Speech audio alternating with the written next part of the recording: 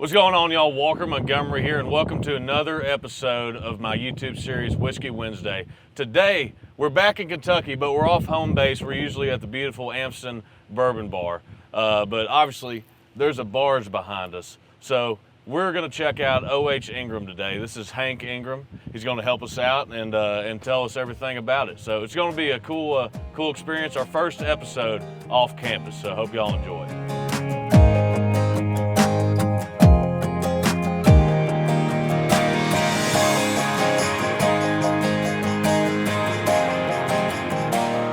So Hank, we're going to start off with the Ingram name. I mean, obviously, a powerhouse in the maritime business, but you started doing whiskey. But let's start off with just the history of the Ingram name. How did it get started? How long has it been? You know, we were talking a little bit before about, 4 generations and stuff. So yeah. I'll just let it off to you and just tell us a little bit of history.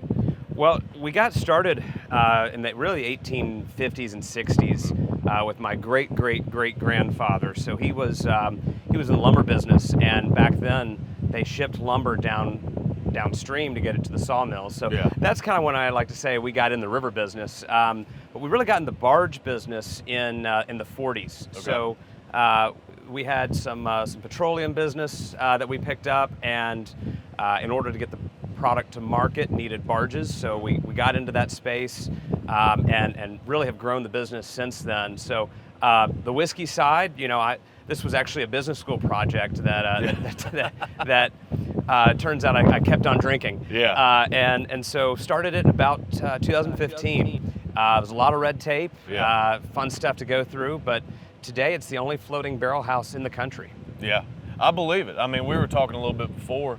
I mean, nobody's doing it, and it's so unique. Obviously, it's great to be in. Helps to have barges. But I mean, obviously, I'm from Kentucky. You're from Nashville. I live in Nashville now, but it's great to have something like this in Kentucky where it makes sense. It's just king of bourbon, but it is awesome, and it's so unique. You got something really cool going on, and talk about a family business, obviously. So absolutely. So it's very special, but we appreciate you helping us out with Whiskey Wednesday and showing what's going on here. But we're going to check out some bourbon barrels in the hot barge, and we're just going to learn a lot more about it. But so let's go down to the barge and check some stuff out.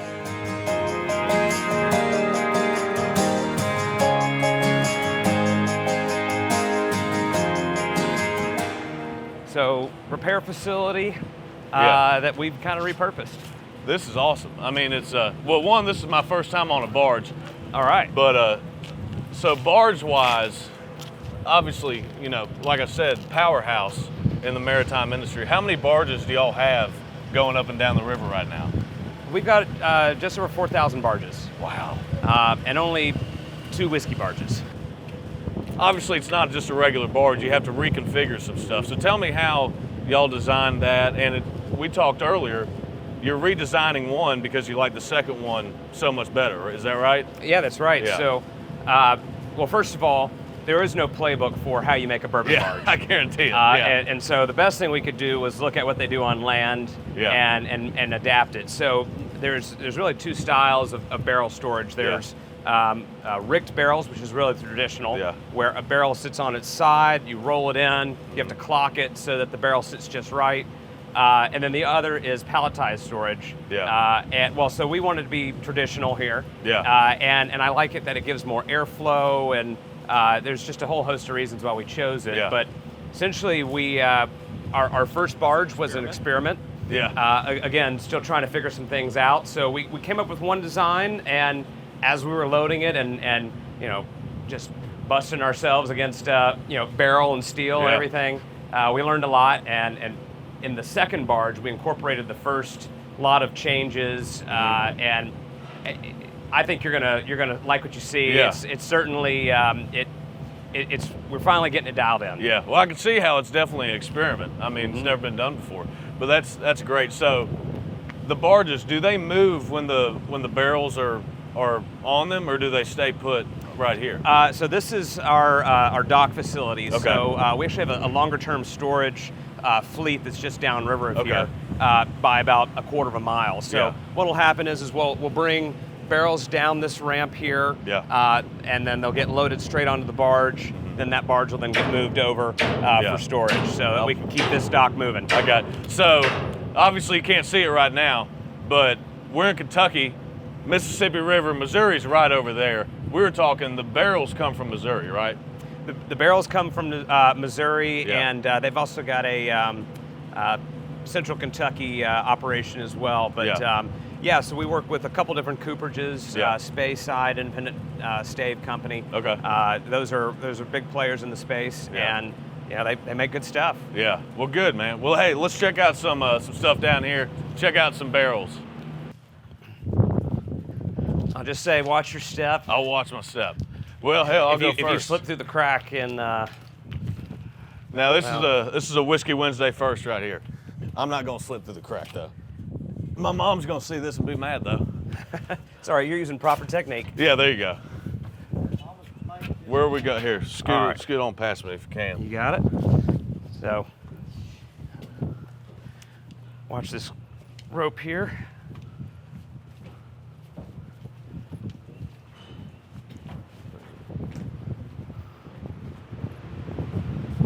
All right, in we go. Let's get on inside. Let's roll.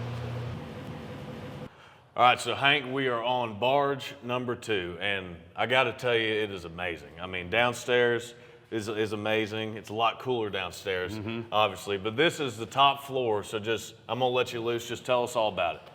Well, it's my baby. I'd love to. Yeah. So in here, we've got about a 3,000 barrel storage capacity. Okay. So it's a 200-foot long barge. It's 35-foot wide. We go about 7 barrels tall. So underneath us here, we're on the mezzanine. There's about 3 barrels tall, and it's completely full. Yeah. So it's about 1,500 barrels underneath us. This level is just shy of 1,500. But you can see it's not quite full yet. And so we have some natural ventilation here cut in the sides. We've got a fan that's always venting off the vapor off the bottom, since that's where the explosive vapors collect. Yeah. And we don't like barges to go boom. But other than that, what's really neat about the barge is up top here, we can get about a 20-degree difference in temperature from the bottom. So I think right now it's about 80 degrees. Downstairs was about 70, so you're already starting to see that difference. But at night, what's unique about this barge is the water really pulls the heat off. And so it'll drop down, and the whole barge will get down into the 60s at night. Yeah, so you'll get that nice swing. Of course, it's only spring. In the summertime, we wouldn't be standing up here. It'd just be too uncomfortable. Oh, really? I got you. Yeah, I mean, it can be 125 degrees up here. I believe it, yeah. Well, I mean, it really is amazing, and it's just, I can't say enough how unique it is. But you got a barge, you got a bunch of whiskey on the barge. Let's talk about permits. You got to have permits to have distilleries in general. What about having a distillery on the water? So it's actually illegal to warehouse spirits in a vessel. Okay. So that was what I was told when I was setting out to do this. I had several lawyers tell me, no way in hell, this is you can't do it. Well, there was a Supreme Court case right before we started this adventure, and essentially said just because you float, you're not automatically a vessel. Okay. So we used that logic, and it took us about 2 years still, even with a Supreme Court case kind of on our side, to prove the logic and to get the permits. So we started out with an experimental batch. Okay. And we had 9 barrels. We took 3, left them on land, had 6 on a barge. And after about 6 months, we went back and tried them and realized there was something going on. The control versus the barge, they just had this difference in really a more mature, deeper character. Said, all right, we got to try it. And then so that was the 2 years, then kind of started over again. Yeah. Because then we had to apply for an operating permit. And so we're the only bonded barrel house that floats. That's awesome. But lots of red tape is what I've gathered. Yes. That you had to go through. And then you're not even talking about the Corps of Engineers to get a dock in. And so luckily we were able to tap into some infrastructure that was here. Yeah. But no, just the barrel side of it is difficult. Then you start throwing in, the federal permits. Yeah. It can get can get pretty hairy. And y'all were in Wickliffe, Kentucky. We were originally. And we just were at moved a up here. that's right. So we were at a repair facility up there, and they had really room for one barge. Yeah. I said, all right, this is working. We want to put a second barge in. They were like, not here. Yeah. Not here. Yeah. And so we've moved it down about 12 miles. So we're in Columbus, Kentucky. So I mean, it's about 12 miles south of the confluence of the Ohio and the Mississippi rivers. Okay. It's about a half a mile wide here at this point. It's great. We've got this nice north-south orientation. So when we get these big southern gusts that come up or southwestern winds, you can actually start to see this barge get rocking. Yeah. We had some 80-mile-an-hour winds coming through maybe 2 months ago when we had those big storms, and the barges were actually rocking like on the ocean. Oh, good Lord. Yeah, and thankfully all this stuff is held in pretty well. Held in real well. That's awesome, though. Well, you know what? Why don't we get a little B-roll of let's drill into a barrel. Let's do it. Let's do it. Now? Do you need a pen?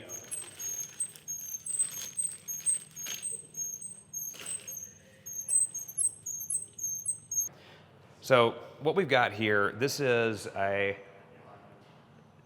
September of 2019 bourbon. So it's not quite 4 years yet, but right out of the barrel, 120 proof is what we put it in. I don't exactly know what it is since it's been in here for 4 years. It may have gone up, may have gone down, but it's usually around that 120 is where we see after 4 years. But this is a wheated mash bill bourbon. This will go into our blue label here in a couple more seasons. So let's give it a little try. There you go. So that's another question. You say blue label. So what does that mean? So blue label's the wheated bourbon that The we wheated do. bourbon. Yeah. So how many do y'all have? You got the wheated bourbon. We were talking earlier. You got the flagship. So we have 4 expressions. 2 are bourbons, and we have we have 4 expressions. 2 are bourbon, 1's a rye, and then a straight whiskey. Okay. And so our flagship, that's really our pinnacle brand. That's meant to be kind of whatever we want it to be that season. Yeah. Each year is a different vintage. It's going to be maybe a wheat, maybe a rye, but it's meant to showcase our favorite barrels from that particular year. Yeah. And then the blue label, that's our more stable bourbon, and it's meant to kind of be that special sipper. Yeah, I got you. I like to say we make some pretty good bourbon here. Being on the river, it's a different mousetrap. Yeah. It's changing the way the whiskey and the barrel interact. And this 4-year-old right here, this make you want to commit a crime. I mean, I love it. That's fun.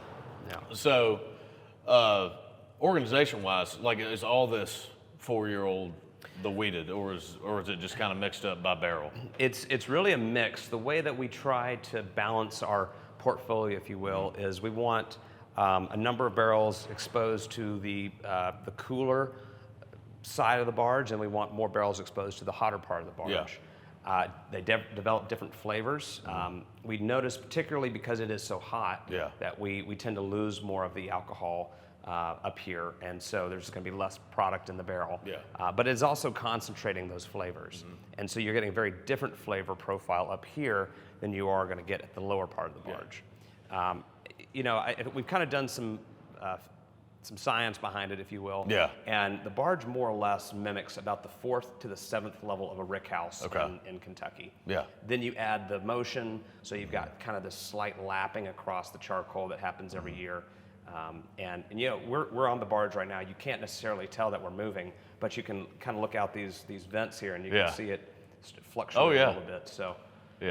Well, I mean, you say you've done science, and it is science. It's almost an art. Making bourbon is I mean, it's just it's uniquely Kentucky, but it is such an art, and there is a lot of stuff that it's almost like in the music industry. People see the 2 hours of being on stage or hour and a half being on stage, but they don't see the 17-hour drive there. They don't see all the rehearsals, all the songwriting and stuff. They don't see all the background stuff and all the work that goes into it to get such a good product. Exactly. And of course, folks want to say, well, why the heck are you aging it on a barge? That seems, is that gimmicky? Is it a marketing shtick? And And man, there's a lot of other marketing sticks you come up with that you don't have to be in the heat. Yeah, right. Speaking of heat, it's hot as hell in here, so let's get off the barge and we'll get some B-roll asking some questions out there. All right. Well, Hank, thank you so much, first of all, for having us out. We're on top of the bluff now, looking over the beautiful Mississippi River, but we were talking a little bit earlier just about the whiskey and barges and just the history. And it seems like all of this is really inspired by historical tradition. And That's right. so just let us know a little bit about that. Yeah, well, so I'll start back at the very beginning. So this point on the river, it played a big part in all the whiskey produced up until about the railroads. So if we go back in time, whiskey was essentially whatever you could grow in your backyard. Yeah. So corn, wheat, barley. And so in the late 1700s, there was this whiskey rebellion. George Washington comes in, he puts down the farmers that didn't want to pay taxes. Well, a couple of them fled west. They came to Kentucky and settled, they settled around the Ohio River. And you know, they grew whatever they could grow, and they either fed that grain to their kids, to their family, to their livestock, or they made whiskey out of it. And so that whiskey was essentially a way to preserve their wealth. Well, everybody's growing grains and everybody's making whiskey, so you know, how do you make money? Well, that's when a couple of them decided, well, let's start sending this stuff down to New Orleans, and that's where they turned to flat boats, and they'd take these boats, they'd load them up with whiskey. When the floods came, they'd start to float them down the Ohio, and eventually they'd come past right here in our backyard. And so while it was being mellowed on the Mississippi on this 3-4 month journey, you know, that whiskey was interacting with the barrel a little bit differently than it does today. Okay, it was sloshing around, there was, you know, it was being exposed to the sun, to the elements, and you don't get a lot of that anymore.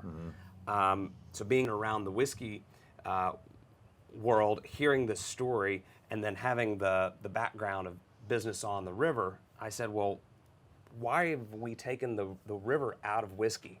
And if it was something so special back then, have we lost anything in the process?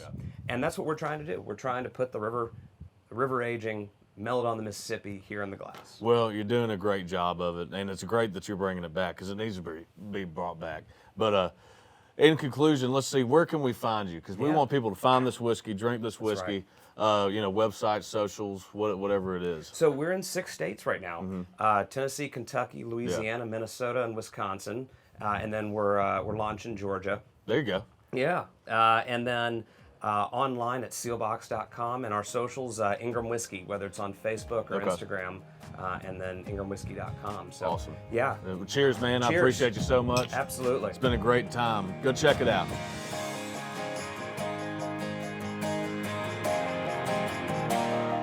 Perfect. Boom.